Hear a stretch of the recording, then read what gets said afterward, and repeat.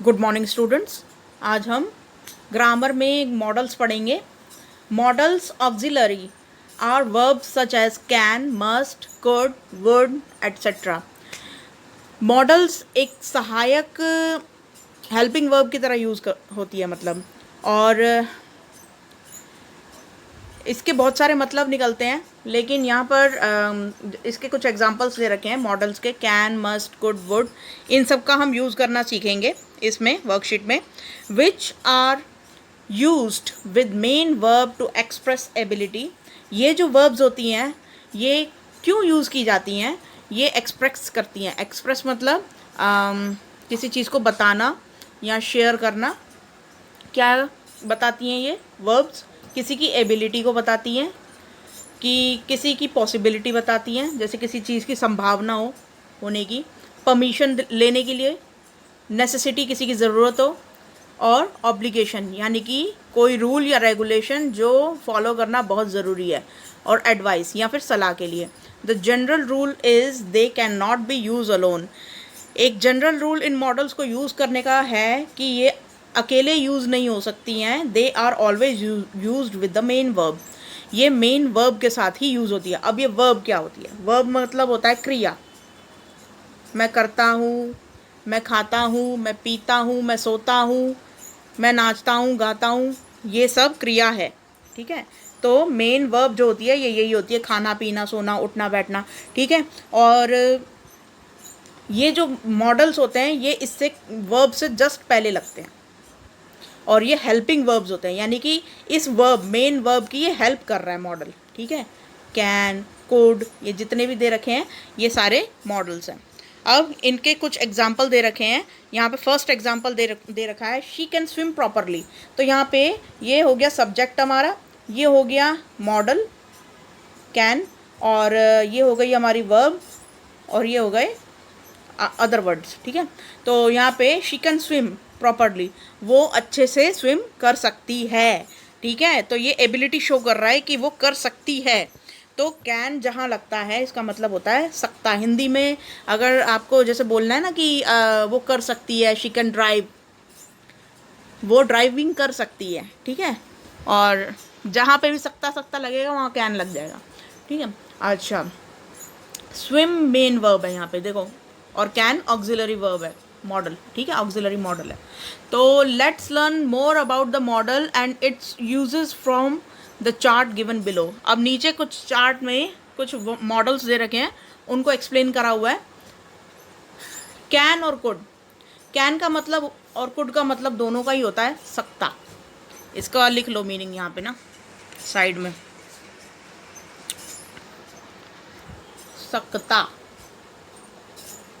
ठीक है, लेकिन देखो ये एबिलिटी को शो कर रहा है और कैपेसिटी को शो करता है। कैपेसिटी एबिलिटी दोनों एक ही बात होती है कि किसी के अंदर कितनी क्षमता है किसी काम को करने की। ठीक है, लेकिन कैन और कुड में मेन डिफरेंस ये होता है कि कैन होता है प्रेजेंट टेंस के लिए और कुड होता है पास्ट टेंस के लिए। ठीक है, यूज। तो यहाँ पे मृदु कैन ड्राइव अ कार, मृदु ड्राइव कर सकती है एक कार, तो ये सकती है आ जाएगा इसमें ऊपर वाले में। ठीक है, और he could paint well with water colours, वो वाटर कलर्स के साथ अच्छे से पेंट कर सकता था। तो यहाँ पे सकता था आ जाएगा, क्योंकि ये पास्ट टेंस के लिए यूज होता है कुड। ठीक है, तो पास्ट में किसी की क्षमता दिखाने के लिए जो है वो कुड यूज होता है। अब नेक्स्ट देखते हैं, कैन, कुड, मे, परमिशन के लिए।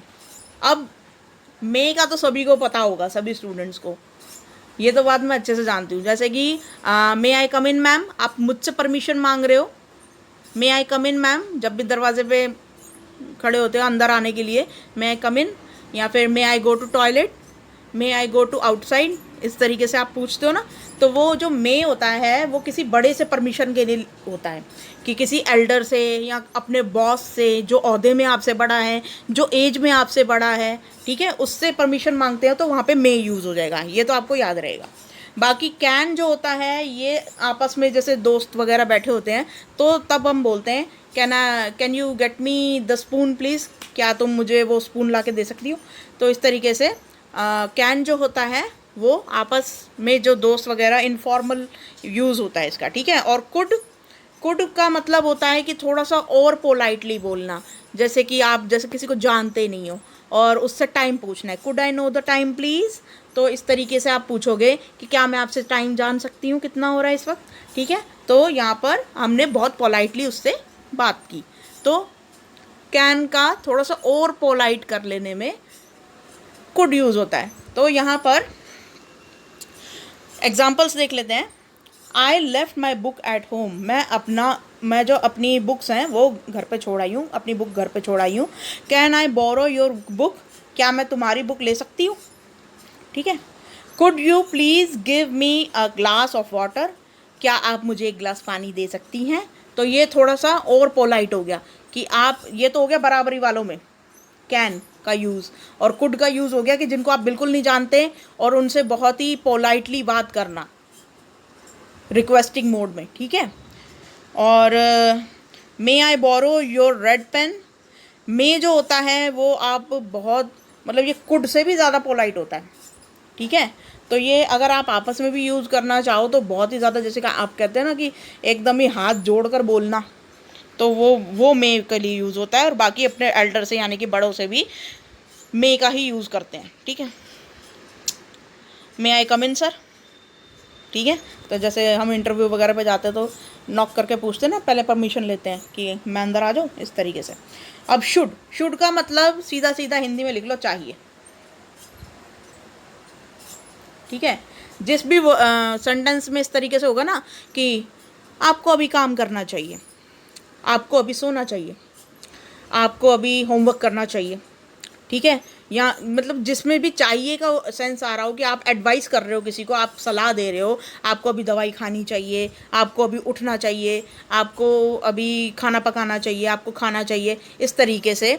तो जहाँ पे भी चाहिए चाहिए लास्ट में आता है ना, वहाँ पर शुड यूज़ हो जाएगा।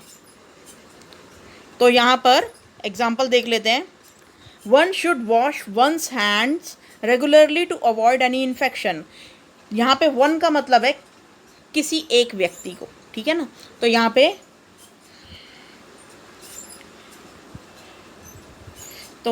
इस तरीके से हो जाएगा वन शुड वॉश।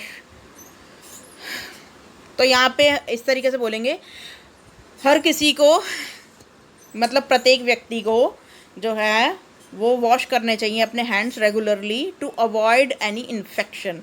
किसी भी इन्फेक्शन को दूर रखने के लिए हर किसी को या प्रत्येक व्यक्ति को अपने हाथ धोने चाहिए, ठीक है। तो यहाँ पे धोने चाहिए, ठीक है, लास्ट में आ रहा है ना चाहिए, तो बस वही किसी ने एडवाइस किया है कि हर व्यक्ति को धोने चाहिए। तो हर इंसान को। ऐसे ही मस्ट और हैव टू, मैंने बताया था अभी ऑब्लिगेशन मतलब कोई ऐसा रूल जो फॉलो करना ही है तो करना ही है, ठीक है। कोई ऐसा कानून, कोई ऐसा लॉ, कोई ऐसा रूल जिसको फॉलो किए बिना काम नहीं चलेगा, तो वहाँ पे मस्ट और हैव टू आता है। तो यहाँ पर देखो मस्ट का एक एग्जांपल दे रखा है यहाँ पे, you must study regularly to get good marks. आपको गुड मार्क्स लाने के लिए, अच्छे मार्क्स लाने के लिए स्टडी करनी चाहिए, ठीक है। देखो यहाँ पे चाहिए का भी सेंस आ रहा है इसके साथ, लेकिन ये करना है तो करना है, बिना स्टडी के गुड मार्क्स नहीं आएंगे, ठीक है।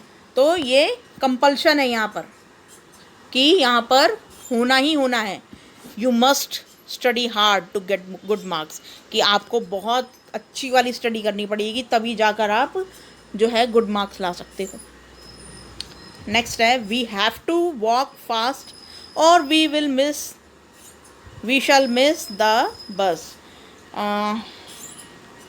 हमें तेज़ चलना पड़ेगा, तो ये पड़ेगा वाले सेंटेंस में आता है हैव टू,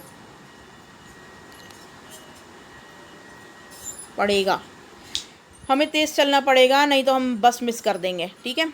और मस्ट का मतलब होता है चाहिए। मस्ट और शुड में दोनों में वही मैं बोलती हूँ ना कि हमेशा सेंटेंस की हिंदी करके पता चलेगा कि यहाँ पे मस्ट आएगा या शुड आएगा। तो शुड और मस्ट दोनों का ही मतलब चाहिए होता है, लेकिन मस्ट वाले में कंपल्शन होता है, ये एक तरीके का रूल होता है, और या फिर कानून होता है जो हमें फॉलो करना ही है, चाहे हमारी मर्जी हो चाहे ना हो, ठीक है। लेकिन शुड वाला जो होता है वो आपके ऊपर छोड़ दिया जाता है कि आप हमारी सलाह मानो चाहे ना मानो, ठीक है। तो ये आपके ऊपर होता है, शुड वाला आपके ऊपर होता है, लेकिन मस्ट वाला करना है तो करना है, चाहे हंस के करो चाहे रो के करो। अच्छा, ये है next, might, may, could, can. तो ये पॉसिबिलिटी को दर्शाता है। पॉसिबिलिटी इन द सेंस कि कोई संभावना, जैसे आपने संभावना जताई कि जैसे क्रिकेट मैच हो रहा है तो इंडिया की टीम ही जीतेगी, ठीक है। तो आप संभावना जताओगे, जैसे 50-50 चांस है तो आप मे में संभावना जताओगे, मे वाले में। और अगर 50 से भी कम चांस है, जैसे 10% चांस है, तो फिर माइट आप लगाओगे, ठीक है। तो इस तरीके से ऐसे ही कैन और कुड का आपको पता है। तो कैन का जो होता है वही कि वो कर सकता है स्कोर, ठीक है, और कुड का वही होता है कि वो कर सकता था, ठीक है।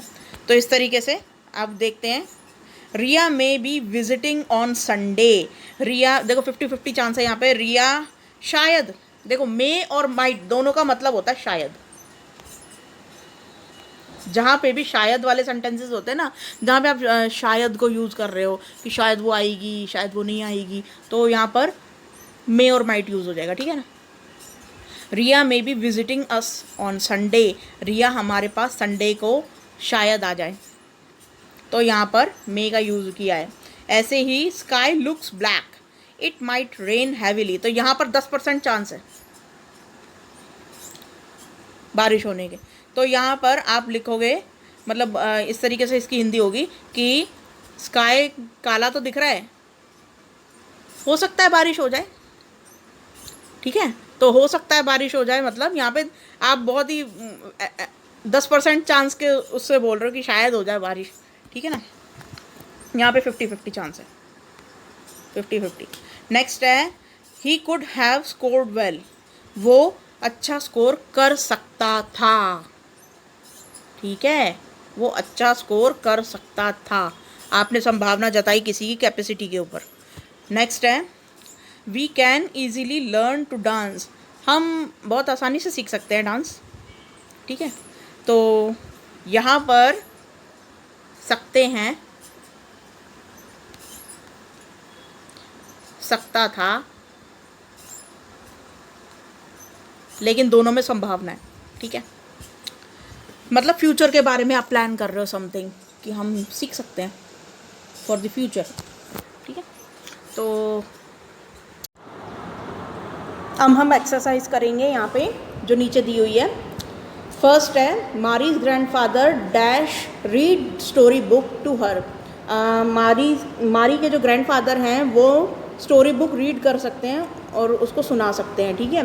तो यहाँ पर सकते हैं, हम मान के चल रहे हैं कि वो भी ज़िंदा हैं, तो इसलिए यहाँ पर हमने कैन लगा दिया, ठीक है। क्योंकि यहाँ पे आगे पीछे कुछ दे नहीं रखा कि वो कौन से ग्रैंडफादर कहाँ हैं, कोई स्टोरी तो हमें दे नहीं रखी, तो हम ये मान के चल रहे हैं, एज्यूम करके चल रहे हैं कि वो भी ज़िंदा हैं, तो वो सुना सकते हैं, ठीक है।